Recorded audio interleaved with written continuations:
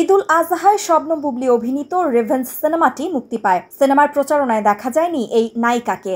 সিনেমাটি ফ্লপ হওয়ার পর নির্মাতা মোহাম্মদ ইকবাল তার পরবর্তী সিনেমা বিট্রে থেকে বুবলিকে বাদ দেন। যদিও গণমাধ্যমে বুবলি বলেছেন বিট্রে থেকে তিনি নিজেই সরে দাঁড়িয়েছেন। এরপরই বুবলিকে নিয়ে নতুন তথ্য ফাঁসের হুঁশিয়ারি দিয়েছেন ইকবাল। এমনকি শিল্পী সমিতিতে বুবলির নামে অভিযোগ জানানোর হুমকিও দিয়েছেন। ইকবাল বলেন, বুবলি যদি সরে দাঁড়ায় তাহলে আমার সাইনিং মানি এবং 40% শুটিংয়ের টাকা ফিরিয়ে দিক। যেহেতু সে নিজে থেকে সরে দাঁড়ানোর কথা বলল, এ নিয়ে আমি শিল্পী সমিতিতে লিখিত অভিযোগ জানাবো। ইকবাল আরো বলেন, একবার কক্সবাজার শুটিং শুরু করার আগে বুবলিকে সেট থেকে বের করে দিয়েছিলাম। বলেছিলাম তোমাকে দরকার নেই, বের হয়ে যাও। ম্যানেজারকে বলেছিলাম ঢাকায় ফেরার জন্য বিমানের টিকিট করে দিতে। নিজের ভুল বুঝতে পেরে তার 1 ঘন্টা পরে এসে বুবলি শুটিং করেছিল।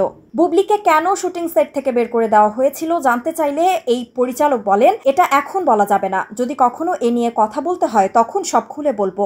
এর আগে বুবলি বলেন, আমার পরিবার বলেন, সহশিল্পী বলেন, স্বামী বলেন এবং সব সম্পর্কের ঊর্ধ্বে আমার সন্তানের বাবা বলেন, তাকে নিয়ে যদি কোনো ব্যক্তি অসম্মানজনক কোনো মন্তব্য করেন আমি অবশ্যই সে ব্যক্তিকে এড়িয়ে চলবো। তাই যেদিন থেকে দেখেছি শাকিব খানকে নিয়ে ইকবাল ভাই আপত্তিকর মন্তব্য শুরু করলেন, তখন থেকেই আমি তাকে এড়িয়ে চলি। এরপর ইকবাল ভাই আমাকে নিয়েও বেফাস কথা বলা শুরু করলেন। এসব পরিস্থিতির আগেই রিভেঞ্জ ও বিট্রে সিনেমার শুটিং শুরু হয়, যার কারণে পেশাগত জায়গা থেকে কাজগুলো শেষ করেছি।